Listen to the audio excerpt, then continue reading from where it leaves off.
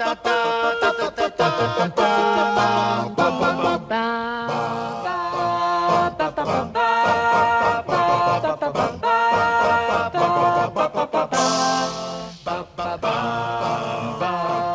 is the KTRS choir singing John Williams' score to The Force Awakens on the Big 550 KTRS. Good morning, David Blaustein.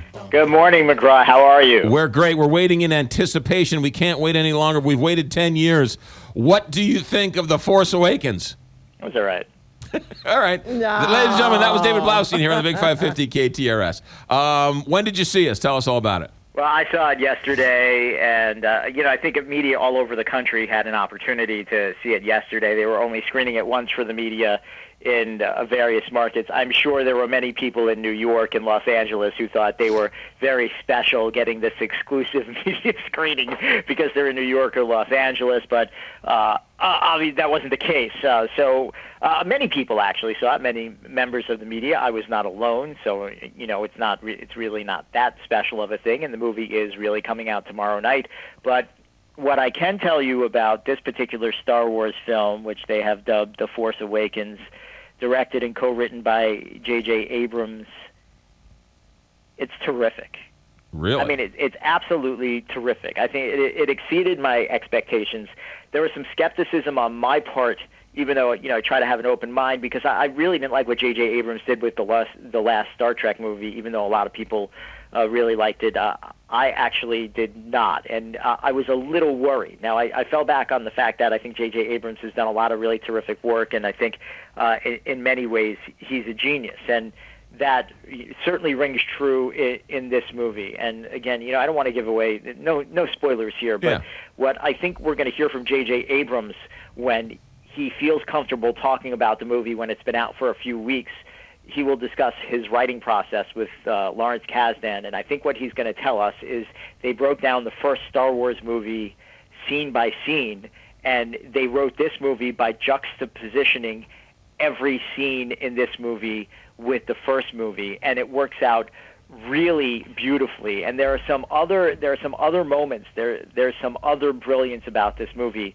that I really can't get into without spoiling it. I will say that I think maybe J.J. Abrams cinematically delivered one of his best scenes ever. And I think that there's a moment in this movie that will be iconic. And there are a couple of moments that will be iconic, but I think there's one particular moment that will be iconic in the Star Wars canon and in the cinematic canon as well. What J.J. Abrams has given us here, particularly with this character Rey, is a beautiful, and when I say beautiful, I don't mean aesthetically, I mean everything about her. This character Rey is just a beautiful, well-rounded, inspirational character for women, and it's something I greatly appreciate as a father of two young daughters. And you go back and you look at so many of the other characters in this movie, and I will tell you the first 5 minutes of this movie is better than the entirety of the previous 3 movies of the prequels. And then all of the characters who are very rich characters. There's a lot of humor in these characters. The jokes work very well. I just think from top to bottom this movie works out very well. I mean, my only complaint, it's nitpicking, and God bless her, because I think she's a terrific person who's been through a lot, and she's clearly very funny in interviews, and she's very funny on Twitter, but Carrie Fisher just is not a good actress. she hasn't been acting, and it's so apparent to me every time she's on screen that she's just really not a good actress. But I think everything else about this movie is so good that it absorbs her terrible acting. So having said that, I'm giving this movie 4.5 out of 5 stars. Also, I do have to say, for the record, I am an employee of ABC News, which is the parent company. Disney is the parent company of ABC News, which is also the parent company of Lucasfilm, which puts out Star Wars. But I trash plenty of Disney movies. Yes. We should also know that you're probably not on Carrie Fisher's Christmas card list anymore. Listen, I would love to hang out with her, and I think she's very funny. I just, her act. She probably knows it. I wouldn't be surprised if she knows that. She's just not, All right, fair enough. David, quickly. So I haven't. This movie supposedly takes place after Return of the Jedi. Yeah, about 30, 40 years later. If somebody wanted to go review one of the movies to sort of really like this movie more, which movie should they go see?